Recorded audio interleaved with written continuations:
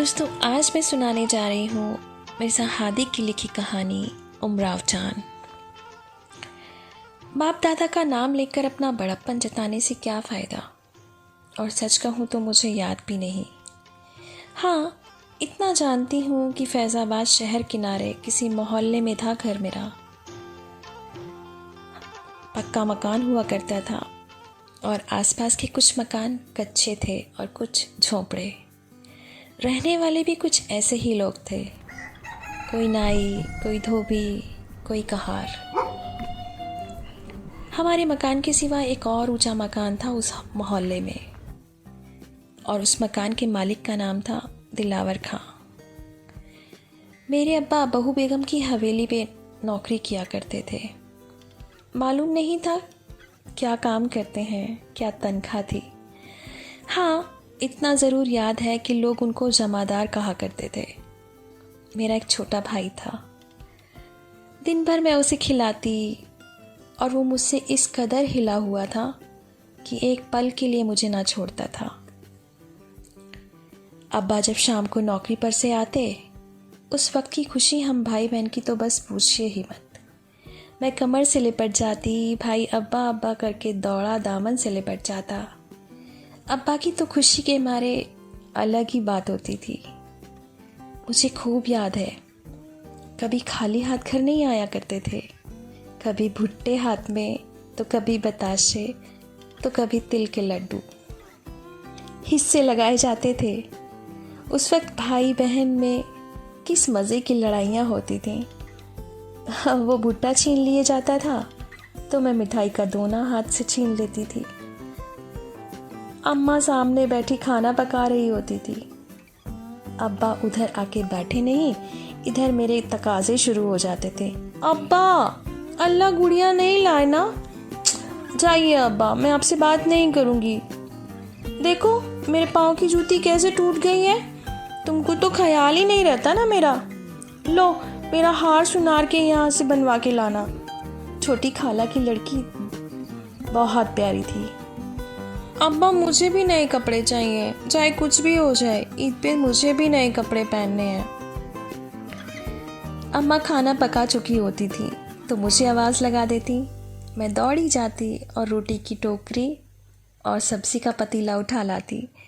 दस्तरखान बिछाती, अम्मा खाना निकालती और हम सब सर जोड़ के खाना खाते, खुदा का शुक्र करते। अब्बा ईशा की नमाज़ पढ़कर सो जाते थे। सुबह तड़के जो उठते थे, उठते ही नमाज़ पढ़ते। अब्बा के उठते ही मैं भी उठ जाती और फिर मेरी फरमाइशें शुरू हो जाती थीं। अब्बा कुछ कहते सुनते कोठे पर चढ़ जाते, कबूतरों को दाना देते, एक दो को हवा में उड़ाते।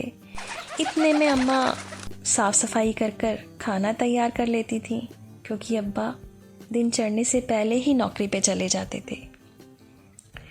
अब्बा के चले जाने के बाद अम्मा सीना पुरोना सब लेकर बैठ जाती थी और मैं भैया को लेकर निकल जाती थी मोहल्ले में। दरवाजे पर इमली का पेड़ था, कभी वहाँ चली जाती। हम जोली लड़के लड़कियाँ जमा हो जाते, मैं भैया को बिठाकर खूब खेलती। हाय, कहाँ गए वो दिन। क्या दिन थे, किसी बीती बात की फ़िक्र ही ना थी। अच्छे से अच्छा खाती थी, अच्छे से अच्छा पहनती थी। नाक नक्शा भी खैर कुछ ऐसा तो बुरा ना था। नाजुक तो ना मैं तब थी ना अब हूँ। मैं पहनती लाल गुल बदन का पजामा, छोटे पैंचों का, नैनू की कुर्ती, तंजब की ओढ़नी, हाथों में चांदी की 3-3 चूड़ियाँ, गले में हार, नाक में सोने की नथनी, कान अभी भी ताज़े ताज़े छिदे थे। उनमें सिर्फ नीले डोरे पड़े थे, सोने की बालियाँ नहीं बनी थी मेरी शादी मेरी फुप्पो के लड़के के साथ ठहरी हुई थी। मंगनी 9 बरस के सीन में ही हो गई थी। अब उधर शादी का तकाजा था।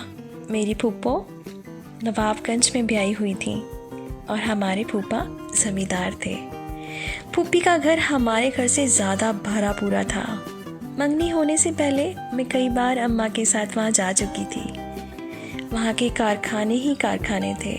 मकान तो कच्चा था मगर बहुत लंबा चौड़ा। गायें, बैल, भैंस सब बंधी थीं। घी दूध की कोई कमी ना थी। अनाज में भी बहुत बरकत थी। भुट्टो की फसल, टोकरियाँ भर भर भुट्टे आते थे। ईख के ढेर लगे थे। किसी चीज़ की कोई कमी ना थी। मैंने अपने दूल्हे को, यानी जिससे मेरी शादी ठहरी थी, देखा था, बल्कि उसके साथ तो मैं खेला करती थी। अब्बा पूरा जहेज़ का सामान जोड़ चुके थे। कुछ रुपयों की फ़िक्र थी, क्योंकि निकाह करीब था तो जायज़ था रुपयों की फ़िक्र होना। रात को अब्बा अम्मा जब मेरी शादी की बातें किया करते तो मैं चुपके चुपके सुना करती और दिल ही दिल में बहुत खुश होती। क्या अजब हालत थी मेरी खुशी की। दिलावर खां का मकान हमारे घर से थोड़ी दूरी पर था। मुआ डकैतों से मिला हुआ था। लखनऊ में बरसों कैद रहा, न मालूम किसकी सिफारिश से छूट कर आया था। और अब्बा से तो उसकी सख्त दुश्मनी थी। वजह यही थी कि जब फैज़ाबाद से गिरफ्तार हुआ तो चाल चलन की तहकीकात के वक्त मोहल्ले के लोग और अब्बा ने उसके खिलाफ गवाही दी थी। बेचारे यूँ भी दिल के सादे और ज़बान के सच्चे थे, तो अदालत में उनके हाथ में कुरान देकर पूछा गया, जो बोलोगे सच कहोगे, बताओ ये कैसा आदमी है। और अब्बा ने साफ साफ जो उसका हाल था कह दिया। उन्हीं की गवाही पर दिलावर खां कैद हो गया था। ये हाल मैंने अपनी माँ से सुना था। वही कीना उसके दिलों में चला आ रहा था। कहीं ना कहीं ये दुश्मनी निकालना चाहता था। एक दिन अब्बा कबूतर उड़ा रहे थे और उस कमबख्त ने अब्बा का कबूतर पकड़ लिया। अब्बा मांगने गए तो 8 आने मांगने लगा। अब्बा ने उसे 4 आने देने की बात की तो नहीं माना। अब्बा तो गुस्से में नौकरी पर चले गए। लेकिन शायद मेरा वक्त खराब था। खुदा जाने मैं क्यों घर से निकली। देखती क्या हूँ कि इमली के पेड़ के नीचे खड़ा है कमबख्त। कहने लगा, बेटी तुम्हारे अब्बा पैसे दे गए थे, कबूतर ले लो। मैं उसकी बातों में आ गई और साथ चली गई। जाके क्या देखती हूँ, घर में तो कोई काली चिड़िया भी नहीं थी। अकेला मकान पड़ा था। इधर मैं मकान में दाखिल हुई, उधर उसने अंदर से कुंडी बंद कर दी। मैं चाहती थी कि मैं चीखूं, लेकिन उसने मेरा मुंह दोनों हाथों से बंद कर दिया। इस मकान का दरवाज़ा पीछे की तरफ से खुलता था। मुझे ज़मीन पर बिठाकर आप पीछे से दरवाज़ा खोलने गया और किसी पीर बख्श को आवाज़ दी, पीर बख्श अंदर आओ। दोनों ने मिलकर मुझे बैलगाड़ी पर सवार कर दिया। मेरी तो जान ही निकल गई थी। सांसें ऊपर नीचे थीं। करूं तो क्या करूं, मेरे बस की तो कोई बात ही नहीं थी। उनके चंगुल में फंस चुकी थी। दिलावर खां बहली के अंदर मुझे घुटनों के नीचे दबाए बैठा था। हाथ में छुरी थी। मुँह की आंखों से खून टपक रहा था। पीर बख्श गाड़ी हाँक रहा था और बैल थे कि उड़े चले जा रहे थे। थोड़ी देर में शाम भी हो चली। चारों तरफ अंधेरा छा गया। जाड़े के दिन थे। सन्नाटे की हवा चल रही थी। सर्दी के मारे मेरी बोटी बोटी कांप रही थी। दम निकल रहा था। आंखों से बारिश थी आंसुओं की। दिल में यह ख्याल आता था कि किस आफत में फंस गई। अब क्या होगा। अब्बा नौकरी पर से आए हुए होंगे, मुझे ढूंढ रहे होंगे, और अम्मा तो आफत पीट रही होगी। छोटा भाई तो लगा होगा खेल में। उसे क्या मालूम कि बहन कहाँ फंसी हुई है। माँ बाप, भाई, मकान, दलान, बावर्ची खाना, सब मेरी आंखों के सामने था। लेकिन ये सब एक ख्यालात एक तरफ और जान का खौफ एक तरफ। दिलावर खां घड़ी घड़ी छुरी दिखाता था। मुझे ऐसे मालूम हो रहा था कि बस किसी भी पल वो छुरी मेरे गले पर होगी और एक ही धार में सब कुछ खत्म हो जाएगा। मारे डर के मुंह से आवाज़ ना निकलती थी। इधर मेरा तो ये हाल था और उधर दिलावर खां और पीर बख्श हंस हंस के ठहाके मार रहे थे। मेरे माँ बाप और मुझ पर बात बात पे गालियाँ पड़ रही थी। दिलावर खां बोल पड़ा, अरे पीर बख्श, देखो भाई, सिपाही का पूत 12 बरस के बाद भी अपना बदला ले लेता है। अब देख कैसे तिलमिला रहा होगा। तो पीर बख्श ने बोला, भाई तुमने तो बेशक इस मसल को असल कर दिखाया। 12 बरस तो हुए होंगे तुम्हें कैद हुए। तो दिलावर खां ने जवाब दिया, हाँ पीर बख्श, पूरे 12 बरस हुए हैं। भाई लखनऊ में क्या क्या मुसीबतें नहीं उठाई। खैर वो भी तो कोई दिन याद करेगा। ये तो मेरा पहला वार हुआ है, मैं तो उसे जान से ही मारूंगा।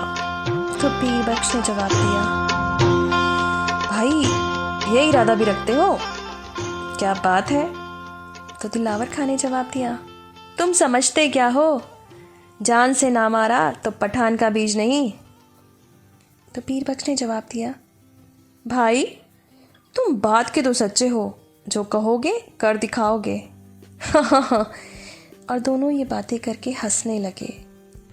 अरे भाई दिलावर खां, ये तो बताओ कि अब इस आफत का क्या करेंगे। करना क्या है, मार के डाल देंगे कहीं नाले में, बह जाएगी रातों रात। ये बातें सुन के मैं चौंकी और अब तो अपनी मौत का बेयकीन हो गया था। आंखों में आंसू सूख गए थे, दिल में एक धचका लगा था, मुंह ढल गया, हाथ पांव ढीले पड़ गए। निकम्मों को ये हाल देखकर भी तरस नहीं आया और कमीने ने एक जोर से घूसा मेरे कलेजे में मारा और मैं बिलक उठी। पीर बख्श बोला, अरे इसे तो मार डालोगे, लेकिन रुपया कहाँ से आएगा, पैसे कहाँ से लौटाओगे। दिलावर खां कुछ सोचने लगा और बोला, चलो घर चलते हैं, कहीं से जुगाड़ नहीं होगा तो कबूतर बेच के देंगे पैसे, पैसे तो देने हैं ना। तब पीर बख्श ने जवाब दिया, अरे भाई बेवकूफ़ हो तुम, कबूतर क्यों बेचोगे, हम हैं ना, बताएं एक तरकीब। दिलावर खां ने थोड़ी दिलचस्पी ली तो बोला, कहो क्या कहना चाहते हो। और पीर बख्श ने जवाब दिया, लखनऊ में चल के इस छोकरी के दाम लगाते हैं, कुछ अच्छा मिल जाएगा। और मैं जब से मुझे तो मरने का यकीन हो गया था ना, मुझे उन दोनों की बातें अच्छी तरह सुनाई नहीं दे रही थी, लेकिन पीर बख्श की ये बात जो कान में पड़ी तो फिर से अपनी ज़िंदगी का एक नया रुख दिखाई दिया। दिल में कहीं ना कहीं उसे दुआएं देने लगी थी कि शायद मेरी जान बख्श दी जाएगी अब। दिलावर खां ने कहा, अच्छा चलो देखते हैं क्या मिलता है इसका। इसके बाद कुछ देर ये लोग एक पेड़ के नीचे आग जलाकर बैठ गए, हुक्का पिया और फिर जब आराम कर कर थक गए तो दिलावर खां ने फिर से गाड़ी चलाना शुरू कर दिया। आपस में बातें शुरू कर दी, अरे भाई कितने में बिक जाएगी ये, और सुन इसे बेचेगा कौन, कहीं पकड़े गए तो कहीं और मुश्किल ना हो जाए हमारे लिए। तो पीर बख्श बोला, अरे भाई इसका जिम्मा हम लिए लेते हैं, हम बेचेंगे इसे। अरे मियाँ तुम्हारी बातें, पकड़ेगा कौन, लखनऊ में ऐसे मामले बहुत होते हैं, चलो लगाते हैं चलकर दाम। पीर बख्श बोला, दिलावर भाई जानते हो हमारे साले को, लखनऊ में यही काम किया करता है। तो दिलावर ने बोला, करीम ये काम करता है।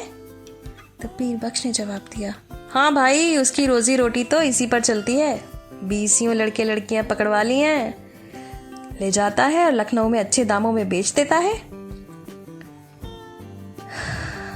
दिलावर खां ने पूछा, कितने के बिकते हैं वहाँ। तो पीर बख्श बोल पड़ा, जैसी सूरत वैसे दाम।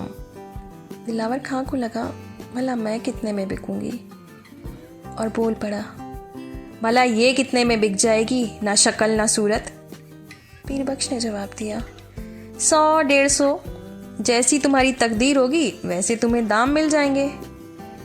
तो दिलावर को थोड़ी तसल्ली हुई, चलो भाई की बातों पर यकीन किया, 100-150 ठीक है, इसकी सूरत से ही क्या मिलेगा, जो है सो है।